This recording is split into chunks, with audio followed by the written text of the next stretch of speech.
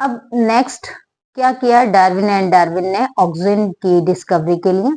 इन्होंने candy grass के कुछ नए सैंपल लिए और नए सैंपल में क्या किया, एक जो ग्रास है पहले उसको देखा कि इल्यूमिनेटेड लाइट के इफेक्ट से उसका कोलियोप्टाइल बेंड हो रहा है, लेकिन फिर क्या किया इन्होंने, उस ग्रास के जो कोलियोप्टाइल है उसको कट कर दिया, तब लाइट के इफेक्ट को देखा, तब देखा कि किसी भी तरह की कोई बेंडिंग नहीं हुई। फिर क्या किया, फिर इन्होंने कोलियोप्टाइल को फिर से जोड़ दिया, तब देखा कि बेंडिंग फिर से स्टार्ट हो गई। अब ये बड़े कंफ्यूज हो गए, तब इन्होंने एक जो ग्रास है उस ग्रास को एक डार्क कवर से उसके कोलियोप्टाइल को कवर किया और दूसरे ग्रास के सैंपल के कोलियोप्टाइल को ट्रांसपेरेंट शीट से कवर किया।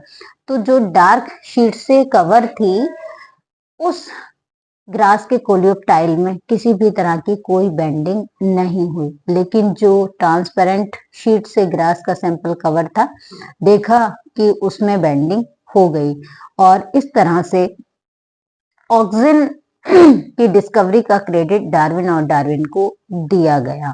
ठीक, देखा कि बेंडिंग हो रही है, कोलियोप्टाइल कट कर दिया, नो बेंडिंग, ऐड कर दिया बेंडिंग, डार्क कवर से कवर किया कोई बेंडिंग नहीं, लेकिन अगर ट्रांसपेरेंट शीट से कवर किया तो बेंडिंग हो रही थी और डार्विन की डिस्कवरी हो गई। किसने की? डार्विन, ऑक्सीजन, सॉरी डार्विन की डिस्कवरी नहीं, ऑक्सीजन की डिस्कवरी हो गई और किसको गया श्रेय?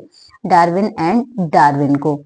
अब बाद में एक और साइंटिस्ट आए जिनका नाम था वेंट। क्या नाम था? वेंट।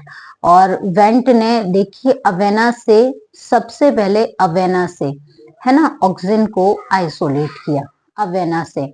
तो यहाँ पर जो ऑक्सीजन की डिस्कवरी है इसके लिए दो सैंपल रेस्पॉन्सिबल हैं। एक तो पूछा जाता है कैंडी ग्रास कर्व, तो कैंडी ग्रास कर्व ऑक्सीजन की डिस्कवरी से, और इस पर किसने काम किया? Darwin and Darwin.